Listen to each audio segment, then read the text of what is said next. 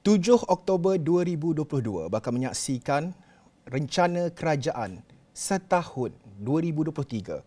Apakah yang bakal kita saksikan? Bagaimana hala tuju selepas ini? Yang paling penting, bagaimana ianya akan mengubah kehidupan golongan belia serta anak muda.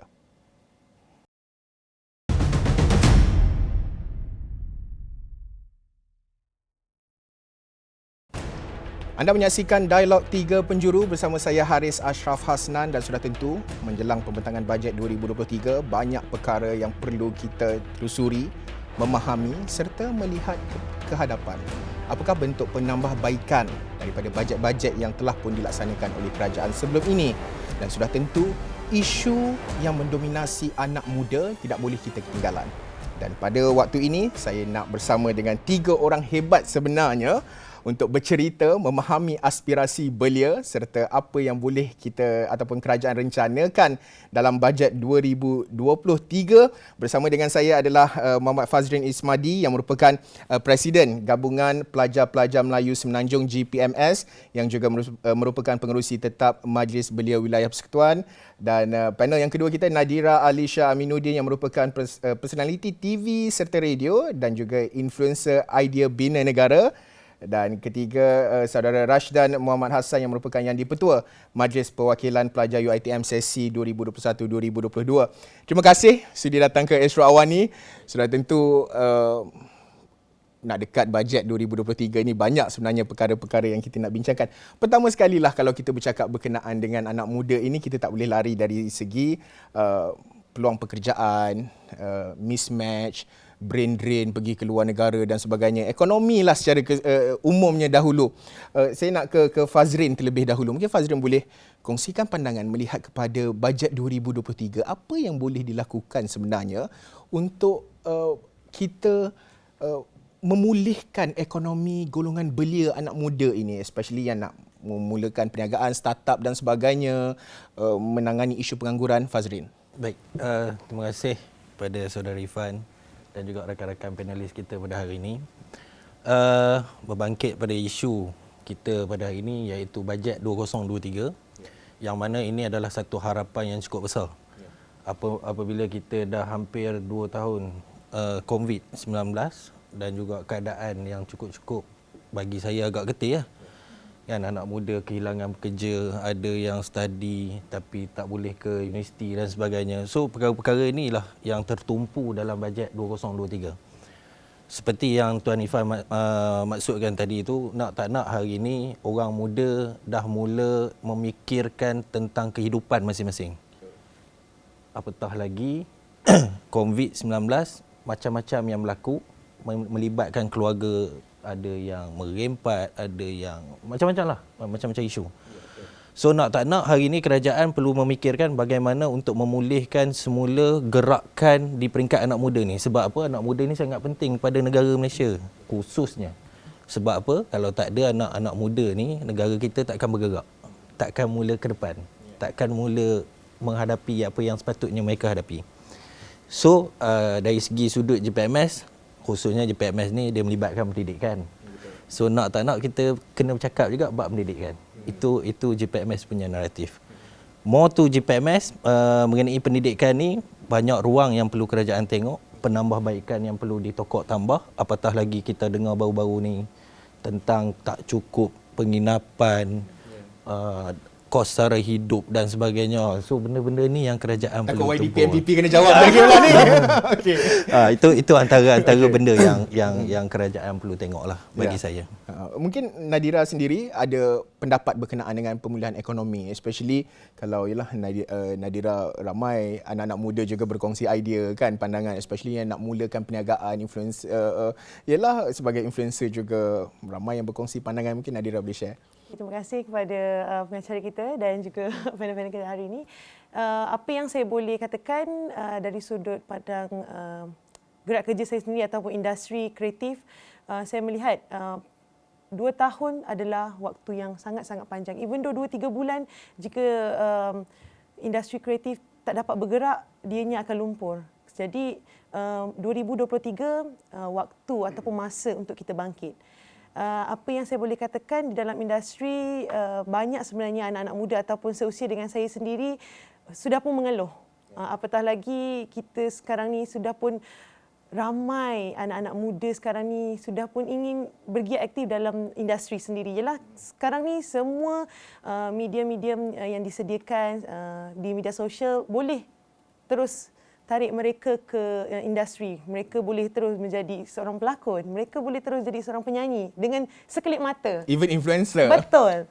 Jadi dari sini orang-orang yang sudah pun berada di dalam industri ini memang kiranya kami perlu bersaing. Apa yang saya boleh katakan, ianya satu yang positif lah, because kita nak tarik ramai ke dalam industri. Tapi saya harap semua yang baru saja inginkan ke industri ni, mereka perlu tahu ada satu benda lah. Kan, apa yang penting. Dia adalah satu nilai yang bukan boleh dibawa main. Saya tak nak industri kita dibanjiri dengan mereka yang hanya kan ingin populariti yang singkat. So saya harap mereka yang ingin menjana ekonomi, iaitu kan nak mencari duit dalam industri ni, perlu ada pemikiran yang baik dan positif. Ya, Rashdan, mewakili suara MPP, melihat kepada ribuan yang graduate daripada UiTM, bukan takat setahun tapi setiap sesi convocation tu ribuan yang berconvocation dari UiTM yang bergelar graduan. Isu pekerjaan ini satu yang kritikal sekali. Pandangan Rashdan berkenaan dengan bagaimana sebenarnya yang perlu hala tuju bajet 2023 yang perlu diletakkan dalam mengatasi isu pengangguran terutamanya melibatkan graduan. Bagi saya, bajet 2023 ini merupakan satu tempoh bajet yang kritikal kerana kita sedang berada dalam fasa peralihan endemik. Dan kita perlu, dalam pembentangan bajet ini sangat penting kerana dia adalah salah satu perkara untuk kita kekalkan momentum pemulihan ekonomi. Kerana kalau kita lihat suku pertama, kedua, tahun lepas, kemudian kita lihat tahun ini ada kuncup dan ada juga yang meningkat.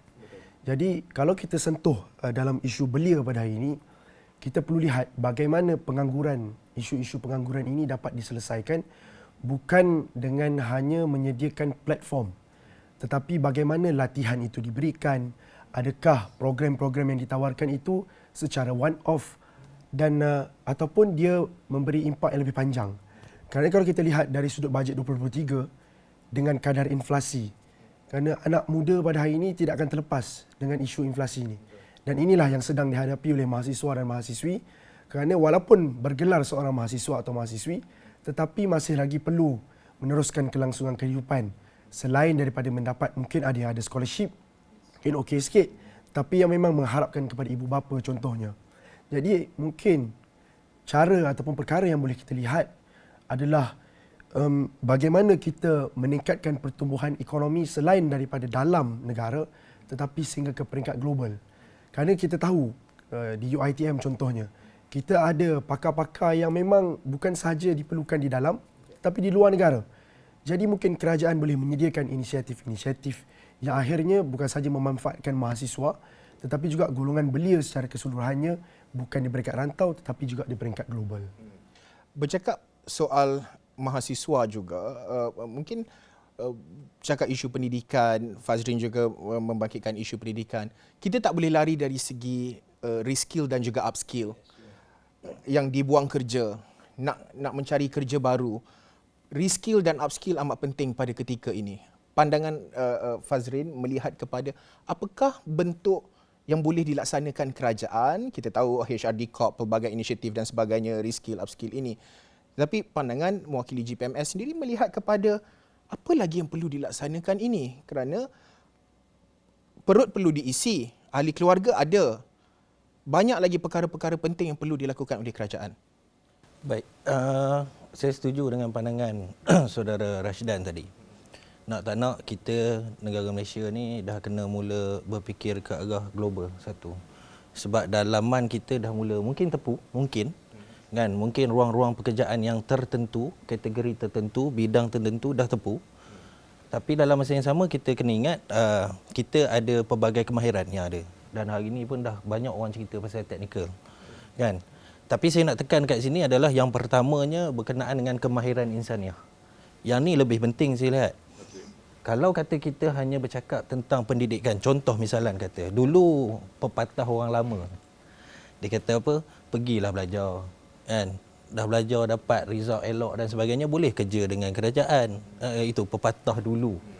Baguslah kira top lah tu kerja kerajaan tu nombor satu lah. Nombor satu tu. Nombor Tapi satu lah. sekarang ni perubahan dia berbeza. Ya. Kan? Keadaan dia dah berbeza. Macam-macam perkara yang berlaku. Sebab itulah mahasiswa sekarang, tak kisahlah siapa pun, bukan setakat mahasiswa, belia yang di luar sana, wa ima orang-orang yang tertentu, kita dah kena lihat dari segi kemahiran insaniah tu sendiri. Insaniah ni bagi saya maksud dia kemanusiaan lah. Kena ada soft skill semua benda ni. Kalau kita harap contoh masuk belajar, keluar, graduate, dapat sijil, aku nak kerja. Takkan berlaku benda tu. Sebab apa? Industri sekarang ni dah mula tengok dari segi skill. You kena ada skill. Macam contoh yang Dira maksudkan tadi, influencer tiba-tiba boleh jadi dalam sekelip mata. Tu dia dah menunjukkan dia ada skill. Tetapi bagaimana kerajaan nak adapt benda tu supaya dijadikan dia satu skill. Mana laluan orang-orang macam ni yang baru berjinak-jinak, ada laluan dia nak pergi. Kau nak jadi influencer? Boleh. Ini laluan dia. Itu kena grab kerajaan sekarang. Dan benda ni melibatkan teknikal. Itu yang saya lihat, perkara ni perlu diangkat dan kerajaan perlu tengok dari sudut kemahiran insaniah. Itu yang pertama. Yang keduanya berkenaan dengan pendidikan, kita pun sebagai orang mahasiswa ni apatah JPMS, kita kena perbetulkan balik naratif orang panggil apa bila masuk belajar ni. Masuk universiti tak bermakna untuk dapat kerja. Itu adalah masuk universiti ni bermaksud kita nak upgrade kita punya minda, akal, fikiran, kita punya pandangan dan sebagainya. Itu adalah universiti. Bukannya masuk universiti ni aku nak kerja, aku nak dapat pointer baik, aku nak akademik. Itu adalah benda-benda yang kita perlu tukar sekarang ni. Dan yang ketiga bagi saya kerajaan pun kena lihat, kalau kata ada ruang-ruang, bentuk-bentuk peluang-peluang. Peluang banyak sebenarnya, tapi ruang yang ada tak diberikan secara luas. Contoh peluang yang ada adalah contoh kita ambil KUSKOP. Dia open kepada franchise tak silap saya pada anak muda dan sebagainya kan. Tapi dia punya permohonan yang ada setakat Jun ke pertengahan tahun ni tak silap saya ada 26 permohonan saja. Mana yang lain? Padahal banyak. 26 permohonan tu melibatkan 4.61 juta tak silap saya. Peruntukannya yang dikeluarkan dah tu. Tapi tak digrab oleh golongan-golongan muda ni. So saya rasa anak-anak muda hari ni peluang banyak, cuma mana ruang yang kita nak cari. Yang tu kita perlu lihat semula lah. Bercakap berkenaan dengan ruang dan peluang, mungkin ada miscommunication, maklumat itu tidak sampai on ground dan sebagainya. Apabila cakap soal miscommunication, saya nak ke Nadira lah. Apabila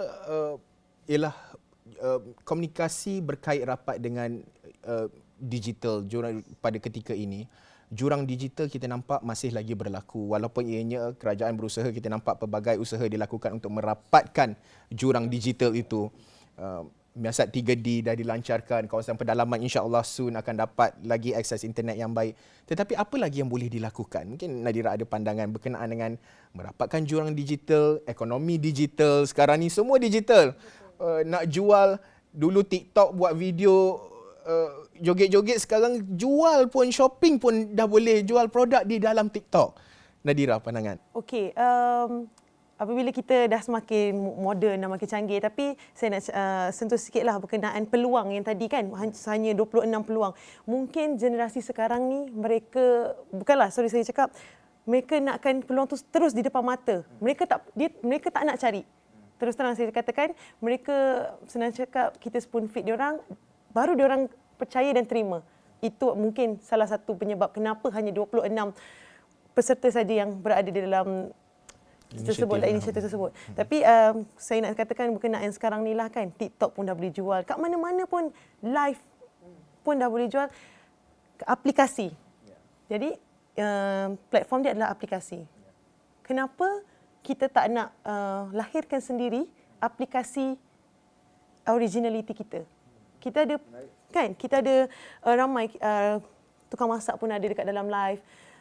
Makeup artist, kenapa kita tak kumpulkan semua originality yang berada di negara kita dan kita bangunkan satu aplikasi, kita letakkan di platform yang betul. Okay, so saya rasa itu sajalah. Mereka sekarang ni kalau kita nak buat lebih banyak, diorang tak nak.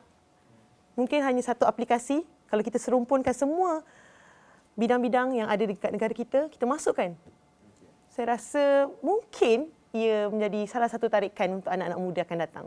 Tapi mencabar berada di dalam industri apabila ramai semua orang, yalah, kalau saya letakkan diri sebagai seorang wartawan, saya rasa saya pun mencabar sebab Betul. sekarang ni maklumat sepantas kilat, kadang-kadang wartawan tak dapat lagi, orang lain, orang awam dah dapat dulu, Twitter dah jalan dah dulu info-info perkara-perkara penting.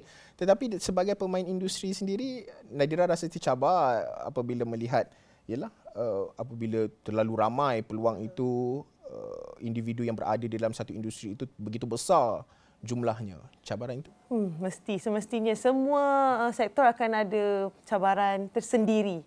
Tapi apa yang saya boleh kongsikan, kita gerakkan individu tersendirilah. Bagaimana kita nak mencorakkan in future kita.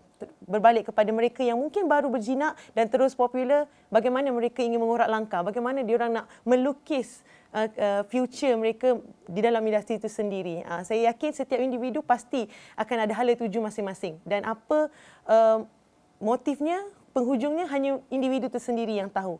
Itulah saya cakap, sekarang ni zaman dah moden, dah canggih, harapannya dapat memberi faedah kepada semua. Kita tak nak menunjukkan perkara-perkara yang tidak elok. Dan sekarang ni memang sebenarnya banyak perkara-perkara yang tidak elok berlaku, tapi itulah yang mendapat perhatian ramai. Bagaimana kita nak menukar, counter, nak bawa. Mungkin kita boleh berada di situ, tapi dengan cara-cara tersendiri. Mungkin kita boleh ambil pandanglah daripada pemikiran-pemikiran belia-belia terkini. Mereka memang sangat-sangat kreatif.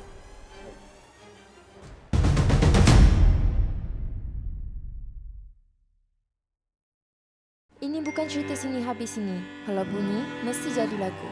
Buat kopi sampai dapat trofi. Skru jangan longgar. Semua cabaran kita langgar. Kita main, bukan main-main. Buat sampai jadi, baru boleh OOTD.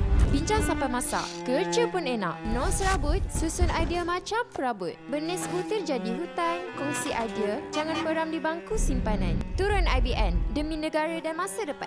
Jom ke DITC dan Padang Kawat UiTM Shah Alam 8 pagi hingga 10 malam 4 Oktober ini.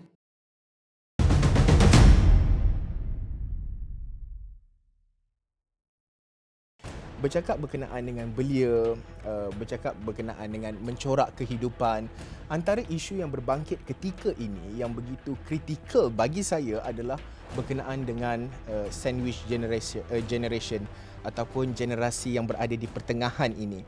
Kerana kalau kita lihat, mereka ini adalah golongan belia, mungkin yang baru berkahwin, nak memulakan hidup, karier tengah naik, tengah memulakan karier dan sebagainya. Tetapi pada masa sama, mereka ada anak untuk dibesarkan. Kedua, mereka juga mungkin mempunyai ibu bapa yang mungkin dah berusia, uzur dan sebagainya.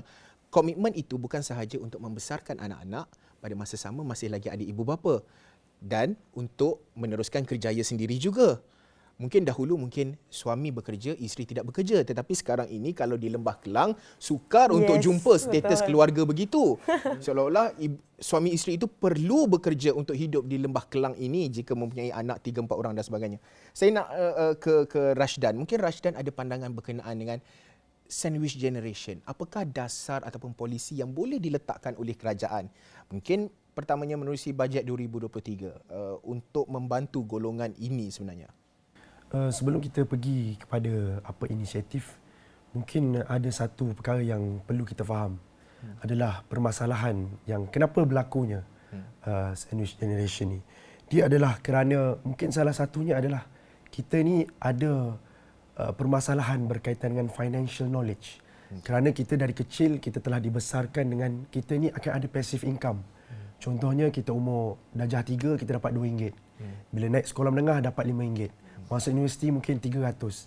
Jadi bila tiba-tiba kita perlu mengendalikan financial kita secara tersendiri, kita seolah-olah terkejut dengan apa yang perlu berlaku kerana selain daripada diri kita, tetapi kita ada ibu bapa kita dan juga anak-anak kita yang perlu kita besarkan.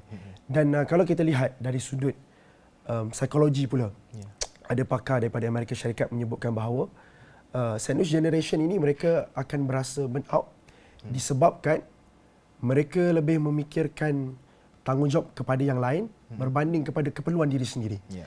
Jadi mungkin antara inisiatif-inisiatif yang boleh diketengahkan oleh pihak kerajaan adalah mungkin dari sudut pencukaian. Okey. Peralatan-peralatan seperti mana yang kita tahu sekarang ni untuk ibu bapa kita ada percentage ataupun rate-rate tertentu. Pengecualian Jadi itu. mungkin pengecualian itu boleh dilihat semula sejajar dengan kenaikan kos sara hidup pada hari ini. Dan mungkin yang kedua kita boleh lihat dari sudut bagaimana bantuan-bantuan kewangan yang diberikan itu lebih bersifat kepada membantu individu itu sendiri. Kerana di Malaysia ni terlalu banyak inisiatif yang bersifat blanket. Okey. Kita perlu lihat dalam bajet 2023 ini yang lebih inklusif dan akan membantu Targeted lah maksudnya. yes, targeted person or individu yang akhirnya akan membantu mereka selain daripada sekarang kita tahu kita ada bantuan-bantuan yang memang bersifat kepada membantu tentang kelangsungan hidup. Tetapi bagaimana kita nak memberikan manfaat itu kepada mereka sendiri, direct towards the person. So mungkin itu antara inisiatif yang boleh dilihat oleh pihak kerajaan selain daripada inisiatif-inisiatif yang dah ada supaya dia selarilah dengan kos sara hidup, inflasi dan sebagainya. Rashdan, Fazrin mungkin ada idea pandangan berkenaan dengan perkara ini. Kalau kita ambil ialah mementingkan individu itu, kajian menunjukkan bahawa mereka mementingkan tanggungjawab mereka daripada diri sendiri.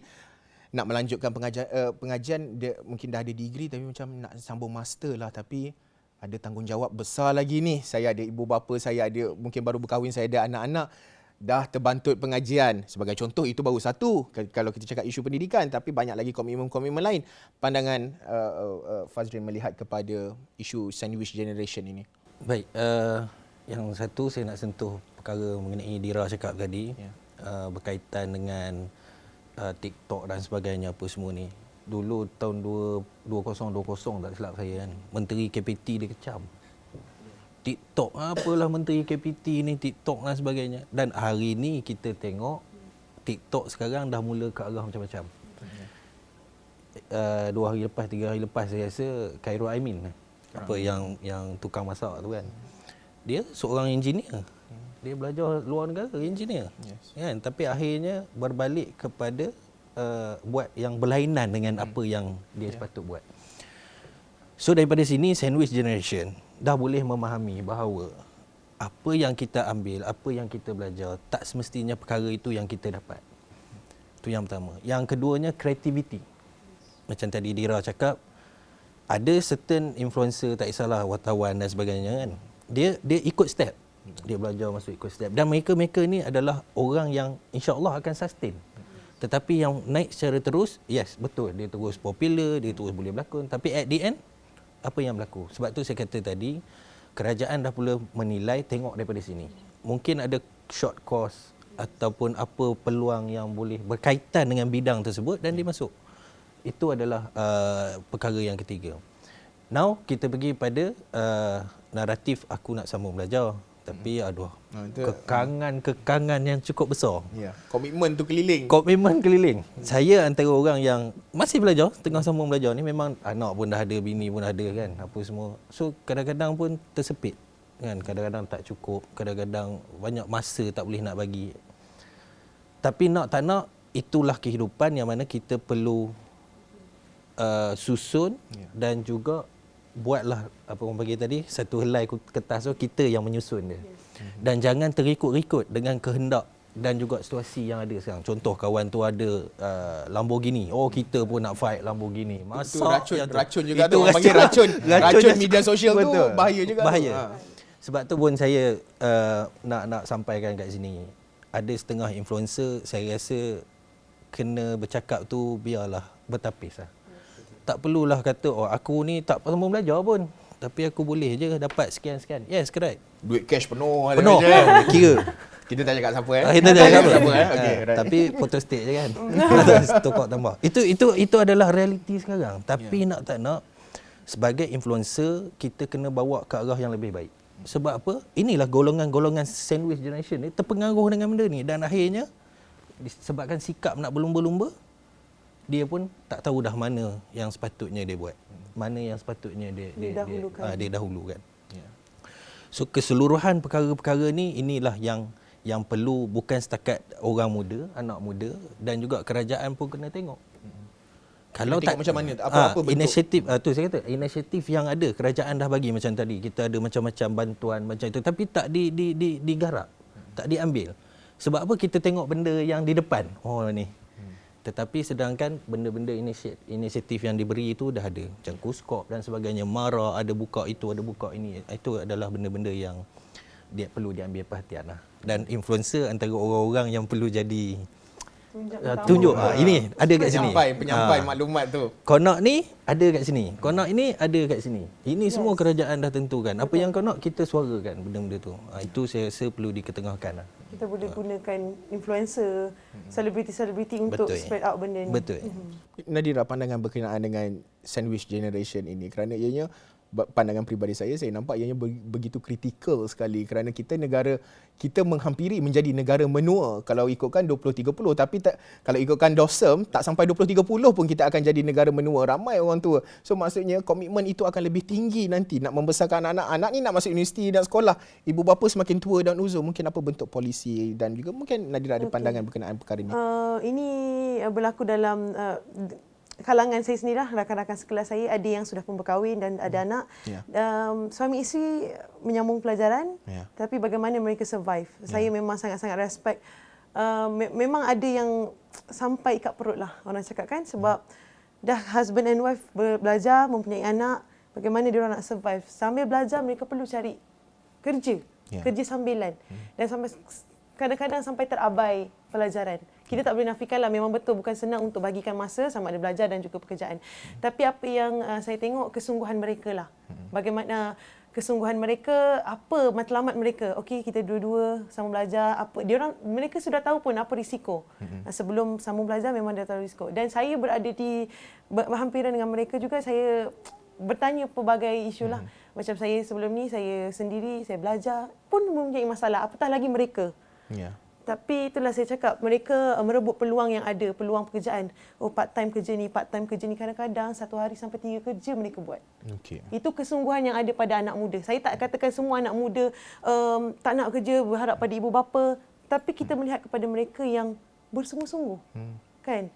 Why not kerajaan membantu mereka yang sedemikianlah yang buat 3-4 kerja, kadang-kadang sampai tak cukup rehat. Itu adalah poin yang saya nak ketengahkan lah. Tak semua anak muda melengahkan masa, membuang masa seperti itu saja. Sebab rakan saya sendiri baru je berusia 24-25 tahun, masih boleh lagi. Sudah pun berkahwin, sudah pun ada anak.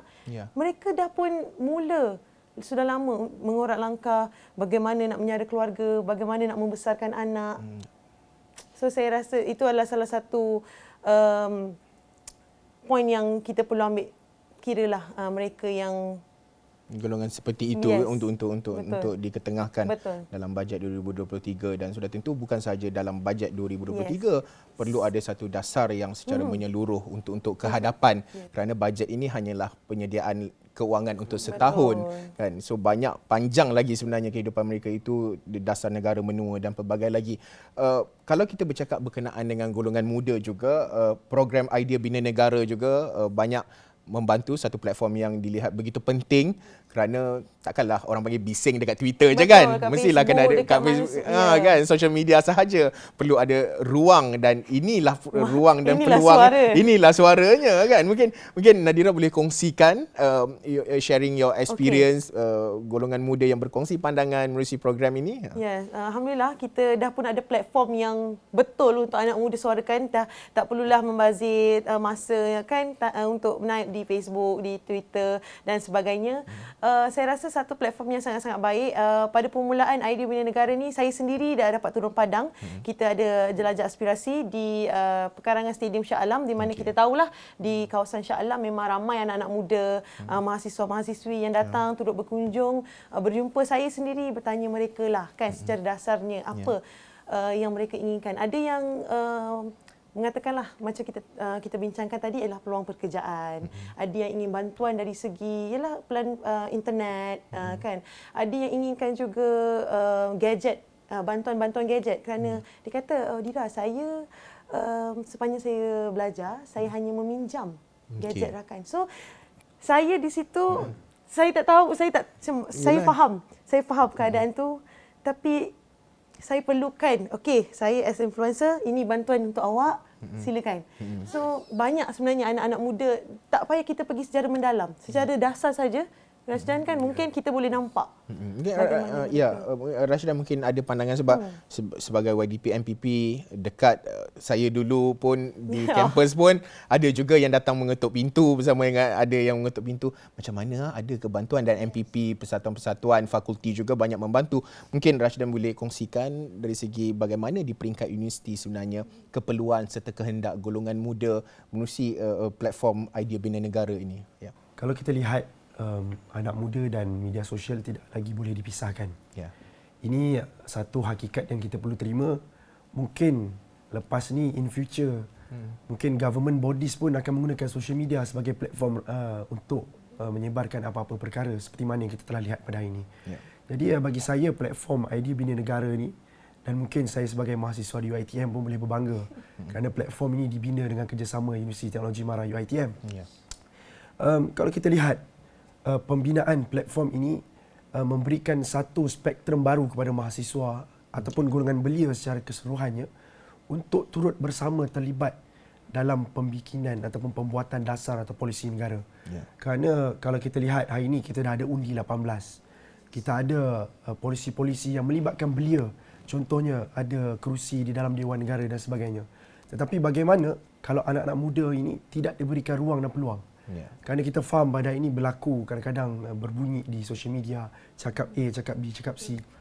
Kerana mereka mungkin rasa mereka tidak ada tempat untuk bercakap. Jadi dengan pembinaan satu platform Idea Bina Negara ini, mungkin dia sedikit sebanyak memberi satu gambaran bahawa kerajaan pada hari ini cuba mengangkat suara anak muda khususnya untuk kita semak mana yang boleh dijadikan sebagai polisi ataupun dasar kepada negara kita secara keseluruhan. Dan akhirnya kita akan membina satu generasi yang sentiasa rasa aku kena contribute something kepada negara. Ya. Kerana sekarang ni permasalahan mahasiswa dan mahasiswi ataupun golongan belia, kalau kita tengok walaupun dah ada undi 18 di Johor baru-baru ni, tetapi peratusan mengundi masih tidak meningkat. Ya. Ini menunjukkan bahawa walaupun dah ada peningkatan orang yang boleh mengundi, tetapi kesedaran untuk menyumbang ataupun mengundi which is sebenarnya akan menentukan apa yang akan berlaku kepada negara di masa akan datang, belum ada. Yeah. Jadi mungkin platform seperti Idea Bina Negara boleh dijadikan sebagai salah satu langkah ke arah progressiveness kita untuk mencapai satu negara yang betul-betul berada di tarafnya tersendiri. Duduk di pejabat MPP sudah tentu cabarannya luar biasa. Kadang-kala permintaan itu ada yang logik, ada yang tidak. Saya percaya banyak juga platform-platform, kalau saya baca di media sosial juga, ada yang bagi idea bajet 2023 ni, ada yang logik, ada macam betul ke permintaan dia ni? Macam ada yang masuk akal, betul. Ada yang seolah-olah macam terlalu sukar untuk dilaksanakan. Okey, dalam kata mudahnya lah. So, duduk di pejabat MPP, isu-isu yang mendasari penuntut-penuntut di peringkat universiti ini bagaimana? Apa asasnya? Kerana macam saya dahulu sudah tentu mungkin kampus di kawasan pedalaman sikit, mungkin jaringan internetnya tidak begitu baik. Itu antara isu-isunya. Tetapi sekarang ini realitinya bagaimana berada di pejabat MPP itu? Bagi saya isu yang melibatkan mahasiswa ni dia lebih kepada dia ada beberapa perkara. Ya. Yang pertama adalah yang kita tahu sekarang lah, kos sara hidup. Ya. Kerana mahasiswa ni walaupun dia ada parents yang T20, tapi mereka tu sebenarnya B40 kerana mereka tak ada pendapatan. Ya. Tetapi disebabkan oleh pendapatan isi rumah mereka, menyebabkan mereka tidak boleh menerima apa-apa bentuk bantuan atau keistimewaan yang mungkin sebenarnya boleh dimanfaatkan oleh mereka sendiri. Jadi mungkin dari sudut kos sara hidup ini mungkin kita boleh lihat mungkin dari sudut pendefinisiannya ataupun bagaimana kita mengkategorikan golongan-golongan mahasiswa dan mahasiswi ini, adakah bila parentsnya T20 mereka terus tak layak untuk menerima apa-apa. Dan kita juga melihat contohnya golongan M40 yang dia bukan B40, tak dapat bantuan. Dan dalam masa yang sama dia bukan T20. Betul. Lagilah beban kepada mereka. Dan yang kedua adalah dari sudut pendidikan. Dan saya rasa isu ini antara isu yang perlu dilihat mungkin dalam perangkaan bajet 2023. Bagaimana kita nak selarikan sistem pendidikan daripada awal sehingga ke tertiary education, selari juga dengan pendidikan di luar kelas darjah. Kerana di Malaysia ini, saya pernah sebut juga dalam sesi-sesi yang sebelum ini, kita terlalu exam based oriented. For flat, kerja. Seperti yang disebutkan, kita bincang tadi. For flat, kerja. Ataupun nak score straight A SPM, nak dapat scholarship. Itu je. Tetapi kita tidak pernah mementingkan kemanusiaan, soft skill, bagaimana kita nak memanusiawikan seorang individu supaya campaklah ke mana pun dia boleh survive. Tetapi bila kita tengok hari ini isu pendidikan di sekolah menengah, boleh gunakan konsep ni. Masuk universiti, konsep ni salah, dah tak boleh pakai.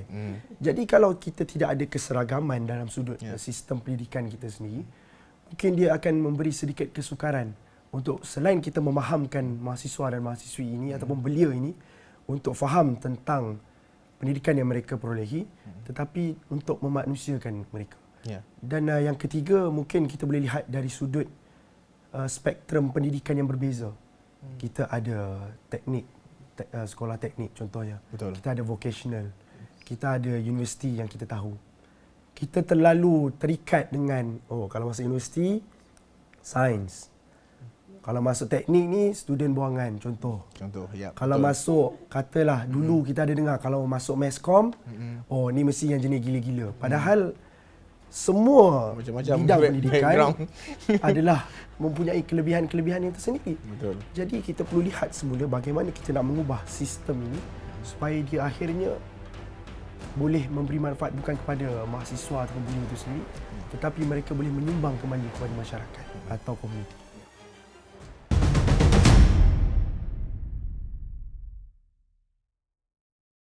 Ini bukan cerita sini habis sini. Kalau bunyi, mesti jadi lagu. Buat kopi sampai dapat trofi. Skru jangan longgar. Semua cabaran kita langgar. Kita main, bukan main-main. Buat sampai jadi, baru boleh OOTD. Bincang sampai masak, kerja pun enak. No serabut, susun idea macam perabot. Benih skuter jadi hutan. Kongsi idea, jangan beram di bangku simpanan. Turun IBN, demi negara dan masa depan. Jom ke DITC dan barang kawat UiTM Shah Alam 8 pagi hingga 10 malam 4 Oktober ini.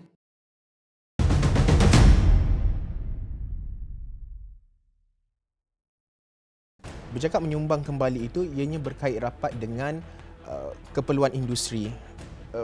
Fazrin mewakili JPMS melihat kepada menyeimbangkan sistem pendidikan, memenuhi keperluan industri, pada masa sama melahirkan modal insan yang baik.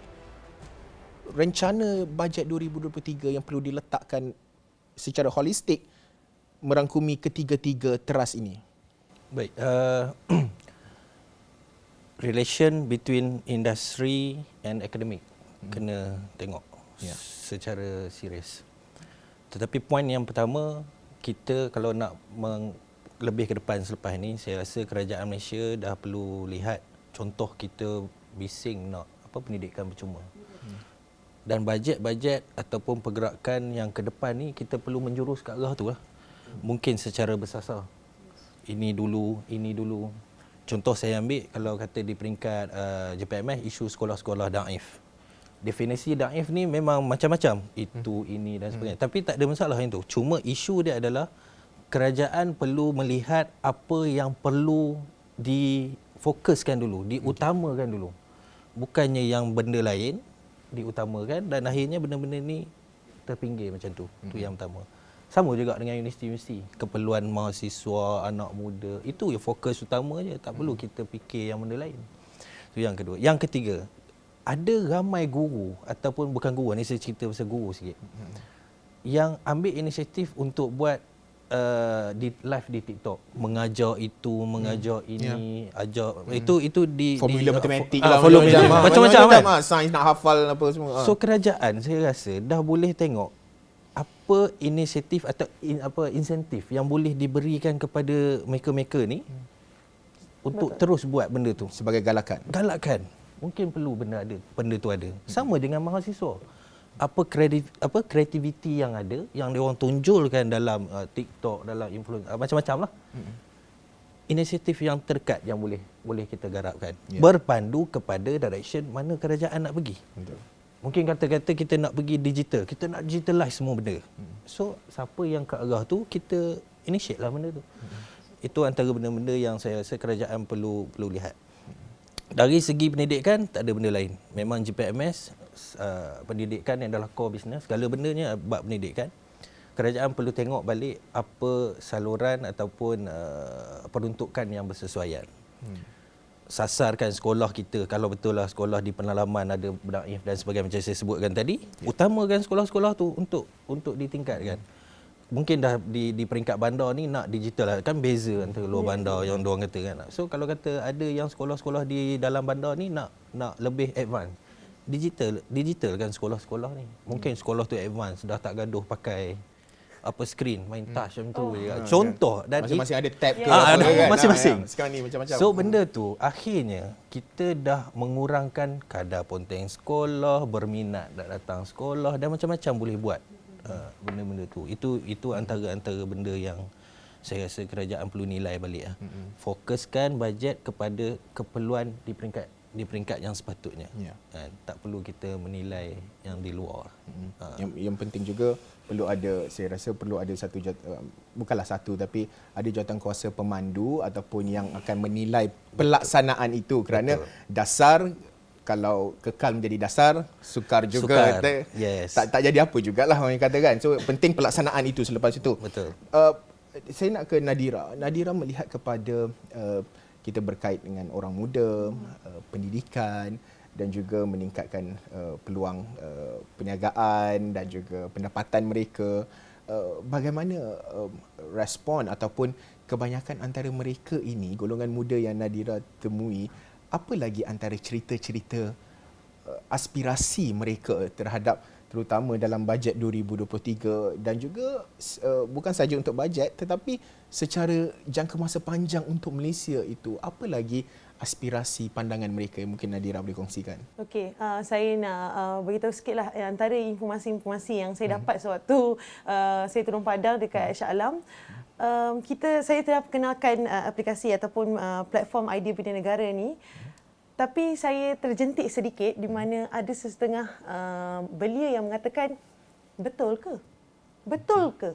Maksudnya ada platform tu ke tidak? Maksudnya okey, memang ada. Betul ke? Boleh terjadi, boleh terhasilnya. Okey. Confirm ke boleh dapat? Okey. Itu antara persoalan-persoalan mereka. Bagaimana kita nak kiranya kita nak memberikan kepercayaan. Yes, effort kita. Bagaimana kita dah ada effort untuk tubuhkan ni, tetapi itu pandangan mereka. Yalah, belia ni memang ada sahaja yang tidak puas hati, ada je bantahan. Bila kita dah adakan platform ni, betul ke boleh ada 2023? Lagi berapa bulan je ni Dira. Tengok, itu yang berada di dalam fikiran mereka. Apa yang saya nak kongsikan hari ini adalah suara-suara mereka yang saya nak bawa. Kan saya tak nak, memang sangat-sangat terjentik lah kalau semua berada di tempat kejadian. Saya rasa macam yes, insyaAllah. So inilah tempat dia untuk, ada yang juga katakan, buat apa nak tulis dekat sini, memang takkan terjadi. Siapalah kita? Kita belia, baru umur 19 Dira, baru umur 20. Siapa je nak percaya kata-kata saya? Jadi saya haraplah dengan adanya platform sebegini, kita tunjukkan kepada anak muda. Kan? Dan platform sebegini perlu diteruskan. Sebab kita akan generate lagi ramai anak-anak muda, ramai lagi belia-belia yang akan dilahirkan, ramai lagi belia yang berfikiran memang tinggi lah, Nasdan kan, macam-macam kan ada. Jadi macam Cik kata, kita kalau katakanlah nak digitalize, kenapa semua? Saya rasa dulu pada mungkin 7 atau 8 tahun lepas, kita pernah ada bantuan sedemikian. Kita tak perlu dah bawa buku teks katanya. Semuanya dah di dalam ni. Digital. Tetapi hanya satu penggal, dua penggal, lepas tu hilang. So masih lagi kenapa? Kita masih lagi kembali kepada isu beg sekolah berat. Betul. Kenapa masih lagi? Kan kita dah COVID 2 tahun. Tak payah kita online kelas. In future why not? Anak muda suka. Kita dah boleh online kelas. Tengok online je lah. Tak payahlah nak pergi sekolah, nak kena bayar duit van, nak bayar ni sini. Oh kalau nak pergi kelas kan, nak pergi kena pergi kafe makan, kita masak je kat rumah, kita buka laptop. Yang penting internet. Mereka fikirkan macam begitu. So kita memandang memang makin lama memang saya rasa semuanya akan canggih, akan moden. Tapi diri kita ni adakah bersedia untuk memang sepanjang hayat, okey, lagi 100 tahun memang akan digital. Kita tak perlu dah ada sedemikian. Okey, cikgu pun macam ni. Tapi itulah saya nak katakan, berapa lama boleh sustain? Berapa lama boleh tahan digital tu? Berapa lama je boleh gadget ni boleh tahan? Mereka fikir bagi sekali 10 tahun boleh. Tak ada kerosakan. Sedangkan kita sekarang ni apa? Terkini iPhone 14. Baru pakai iPhone 13 2 bulan lepas dah nak tukar. Kenapa? Sebab kita nak up to date. Macam mana pula kalau kita dah beri bantuan iPad pada mahasiswa, tapi yang terima yang tu hanya dekan saja yang terima. Andai kata, contoh kata. Kenapa? Jadi saya rasa pandangan sedemikian perlu tengoklah. Pihak kerajaan perlu tengok. Hasilkanlah sesuatu, buktikan kepada mereka. Sekarang ni kan di mana-mana buat press conference, okey memang betul kita akan ada sedemikian. Mereka dah happy. Mereka akan turun padang. Kalau cakap kita datang, kita nak melancarkan sedemikian, tipulah saya cakap. Saya sendiri ada rakan-rakan sedemikian. So kita tunggu, maksudnya umum sesuatu inisiatif dan sebagainya perlu pelaksanaan dan juga nampak hasilnya. Betul. Itu dirasai. Sebagai Rashdan selaku YDP MPP sendiri, kalau kita melihat kepada isu anak muda ini juga, kita tidak boleh lari kalau bercakap soal digitalisasi tadi, terutama dalam sistem pendidikan. Moving forward, mismatch di antara graduate kos lain, kerja kos lain, graduate ini kerja sebagai rider dan sebagainya, decided kerja rider lagi banyak, kita jadi bos sendiri, kita punya income lagi banyak. Sampai satu tahap pemikiran itu berada dalam pemikiran anak muda. Betul. Di Malaysia ketika ini.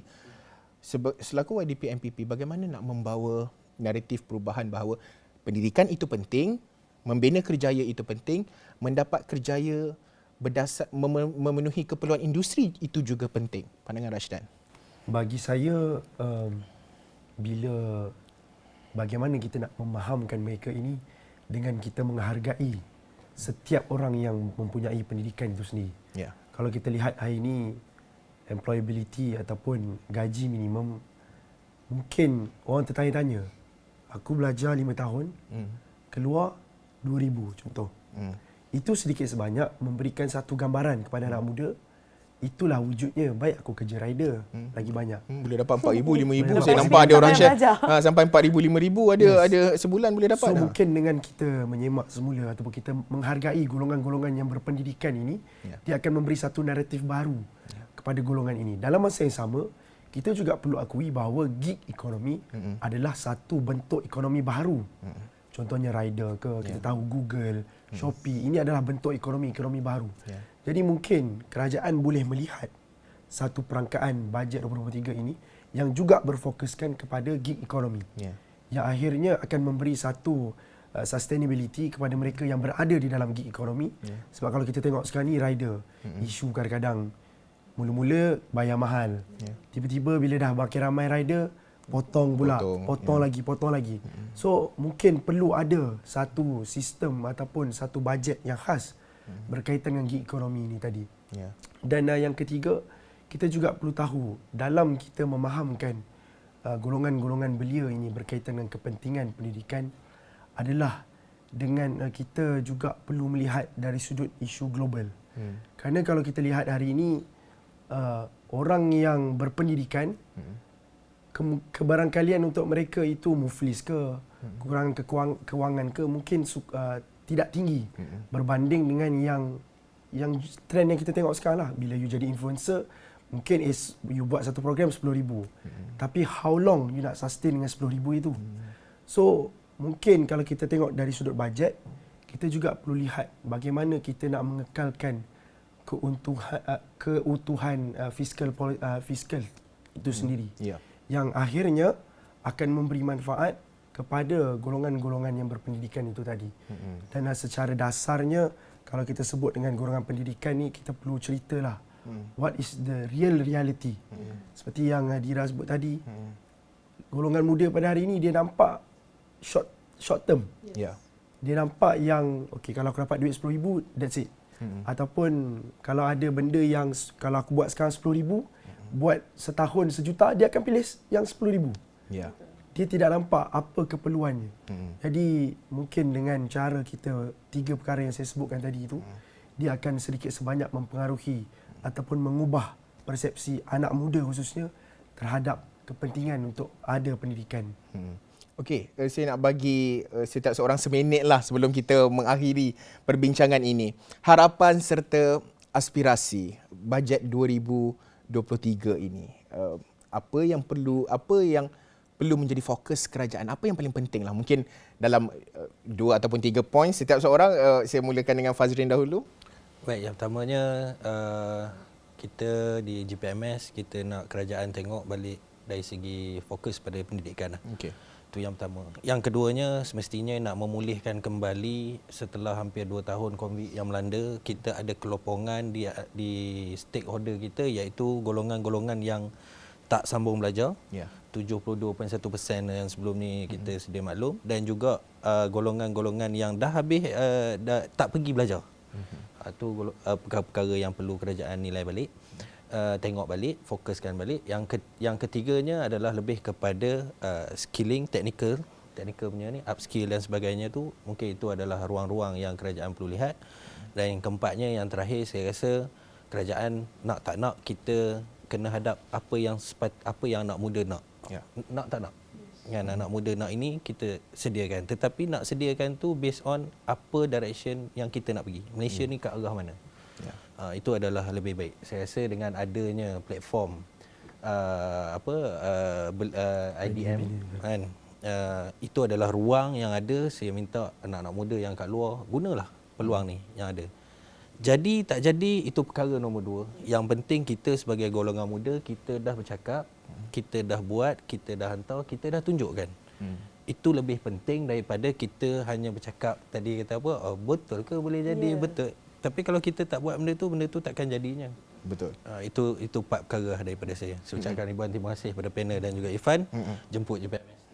Okey, Nadira, pandangan. Baik, saya rasa banyak dah setelah saya kongsikan kan bagaimana suara-suara mereka sendiri. Apa yang saya nak katakan, harapan saya agar bila adanya platform Idea Bina Negara ni, saya yakin, saya faham bukan 100% kita dapat laksanakan pada tahun 2023, kan?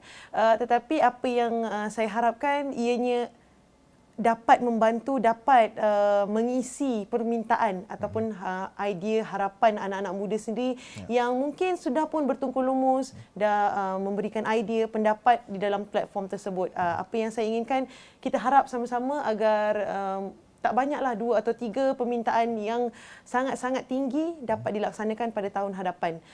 Dan saya harap juga kepada anak muda semua, saya faham anda semua sangat kreatif. Jadi inilah tempat ataupun platform yang anda boleh isikan ataupun penuhilah ruangan-ruangan yang ada dekat Idea Bina Negara ni untuk sama-sama kita berkongsi pendapat. Itu saja. Terima kasih. Okey, Rashdan pula.